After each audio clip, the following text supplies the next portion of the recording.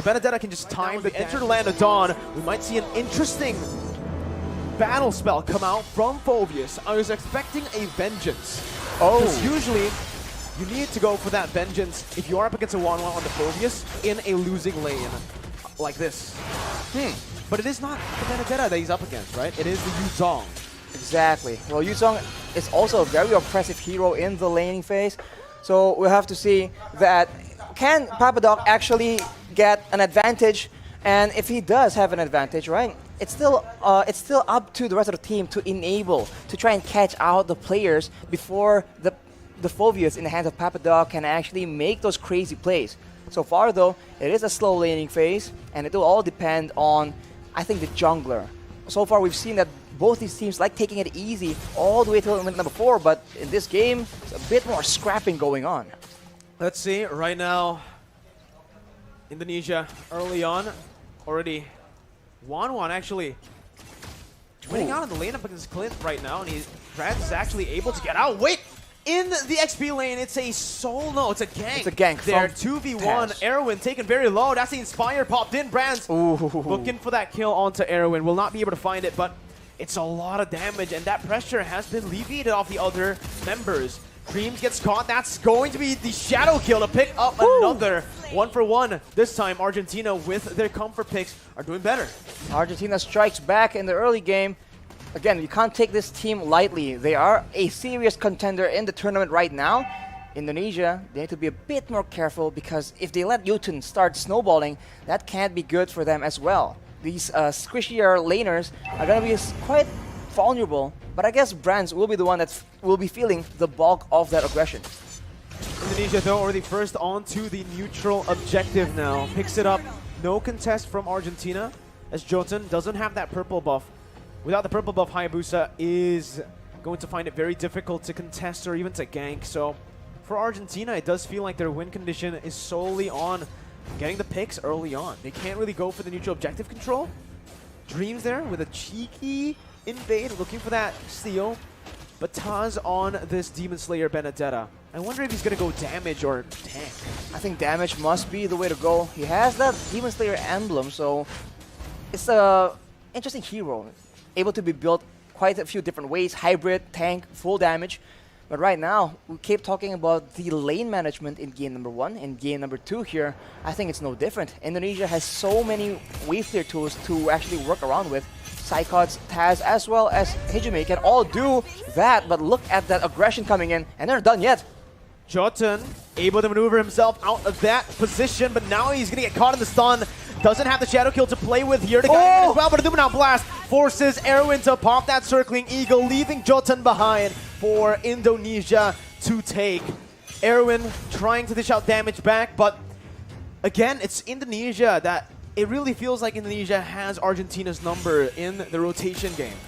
You can see how they can just have such a good read on Argentina, because Dreams, he charged the Numenal Blast preemptively towards the top side, so they are a few steps ahead in these very messy skirmish engagements. And I think Taz is waiting. He's trying to try and steal that purple buff. Does he have backup though? That's the main question. He's all alone here. He's still looking for that retribution battle, but decides to back off, using Eye for an Eye to get out of the circling eagle. Meanwhile, in the XP lane, Hijime and Psychots finds a kill. That's the second kill over to Papadog, who's not having a blast on this Phoveus in that XP lane, Arashi. We mentioned it, up against the Yuzong. It's going to be really difficult to lane, especially with the ganks that's constantly just being placed by Indonesia. Not only are they having a Phoveus fall behind, they're having Psychots on the Yuzong, just absolutely wrecking it in that EXP lane. That can't be good, as the Indonesians are pushing the aggression, and look at that. Real world manipulation popped in. Jotun looking for an opening as Hijime jumps back to the black shoes, but it's going to be caught by Jotun, who was very patiently waiting. Going to blast onto Civ and on towards Erwin as that's the crossbow attack opened up. Erwin taken low, still able to survive, but with Civ down, this means that not only is Indonesia winning in the XP lane, this Wanwan on the hands of Brands as well is ahead, which is not a good sign. Absolute disaster as far as the laning phase is concerned. And look at the babysit coming in. But on the other side of the map, that is Sycos just making a very aggressive play. It almost pays out in a kill. Unfortunately, not just yet. They're just pushing the tempo again and again. And Argentina, which lane are they supposed to make plays in? Because at every moment, they're getting out-rotated. And Indonesia is just in the bush, just waiting for them to walk in unsuspectingly. It's absolutely insane right now. 5-2. But Taz jumps in all alone there. Looking for the purple buff, finds it and gets out. No punishment. It's actually going to be Indonesia who looks for the collapse under the tier 2. Real world inflation popped in, but Sycos jumps to the furious dive now. In the midst of it all, Arrow going to be taken low, but Dreams is still alive with the help of Taz, who jumps in with the final blow. Looking for another kill right now as he jumps out, and he buys enough time for Brands to pick up that top side tier 1. They didn't lose a single member in that dive. If you thought Argentina completely out-macroed Slovenia yesterday, this is a bit of a repeat because Indonesia is absolutely leagues ahead from Argentina. Unfortunately, Drees was not taken out, and due to him being so low, it baits the rest of the members of Argentina, and Indonesia were able to punish that. And while all that is happening, the fight began without Brands, and doing that, Brands just didn't stay still. Goes for objectives, goes for more farm. And we talked about the 1-1 having a good lane. Brands is having an amazing lane, and in the late game, that cannot be good for the side of Argentina. 6th minute, 4-man dive, 4v5, Arashi. That's what made it super impressive. It wasn't a 5v5, it was a 4v5, and they still got out with the better trade. They still were able to take that purple buff unpunished. They were the ones actually punishing Argentina for stepping into their own jungle. They are treading the line so carefully. I mean, at any moment, any small misplay can lead to disaster in these very risky plays, but Indonesia is making it happen. That just shows, again, their skill and their class, and right now they are in the sides, in the wings, waiting for an opportunity. Side cuts always being so crafty in the positioning game, but look at that.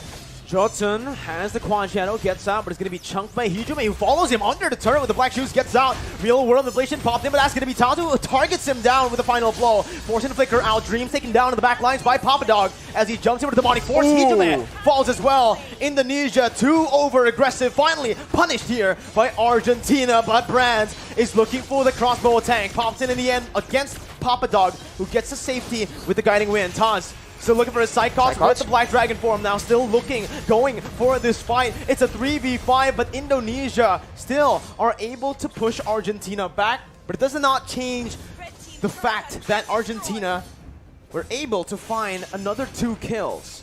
They get another 2 kills, but we talk about the wave pressure again and again. You guys at home are probably so bored of hearing about it, but the bottom side, the minions have taken 1 more turret for Indonesia. You take a look at the items here, 4 Brands, Corrosion Scythe, having the Demon Hunter Sword as well. These thicker, tankier members on the side of Argentina are going to be suffering from that percentage HP damage from the Demon Hunter Sword, and it's only going to get worse from here on. That is 2 core items for 1-1. That's really not what Argentina won.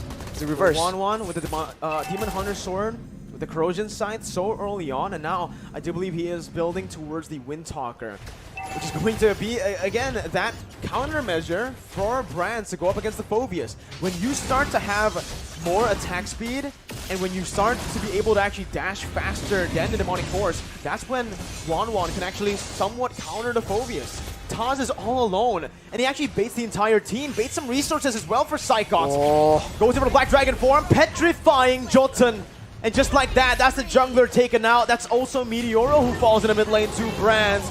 Papadog isolated, zone away from the rest of his team as he'll be stunned up and he will be slain up in the top side. Look at Brands. 3-4-0. Brands pushing in the mid lane without a care. He is alone. He is staring 2 members of Argentina in the face. It doesn't matter. He is so ahead right now. He has that confidence, the mechanical skill. And look at that. He's behind the turret. That is, you're not supposed to do that as a marksman, but Brands doesn't care, I guess, as Indonesia wrestles away the control in the jungle from Argentina. But look at that right now. They're just sieging the base as much as possible, and the base turret passive has popped. I can speak based on experience that on the 1-1, if you're snowballed, you can do whatever you want. Yeah. So we'll see once again. Psychots wants to do whatever he wants as well with the Black Dragon form, just penetrating into that base, zoning 4 members away from the base turret. As Brands and Hijume just sieges it down. Taz now a little blade as the Numenal Blast cancelled out, but he flickers forward, getting the damage and the stun onto Meteoro, who's forced to flicker back out again. Taz now under the turret range, forced to back away. Shadow Kill popped in, won't be able to find enough damage to take anyone down. That's another resource, the real world manipulation by Meteoro to defend. 10 minutes in, Indonesia have cracked 1 base turret and are looking for the second in the mid lane. Arashi, it's looking grim. It's gonna be Hijume who jumps back with Black Shoes. Demonic Force popped in by Papa Dog. And they do not want to stop. They just have the superior siege right now. They're going for damage on the members of Argentina and also the base turrets, but they're going again. Papa Dog looking for the play, but it is just going to give Brands enough weakness points to pop that crossbow of Tang. Erwin low, forced to recall, and Indonesia are looking for the end. 2-0. Psychots jumps in again with that signature Petrify on 3. Finds a double before they end the game. 2-0. Indonesia will meet up against Cambodia in the upper bracket finals. What a performance, man. And multiple members from Indonesia, they have their signature heroes, and I think teams need to start taking notice. It is just so dangerous. We saw MVP 5-0 and 4, 748 GPM, 33,000 damage dealt.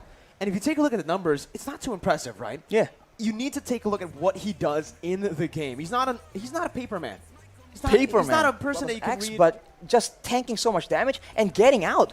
He has almost no deaths on that beat Benedetta, and that just allows the rest of the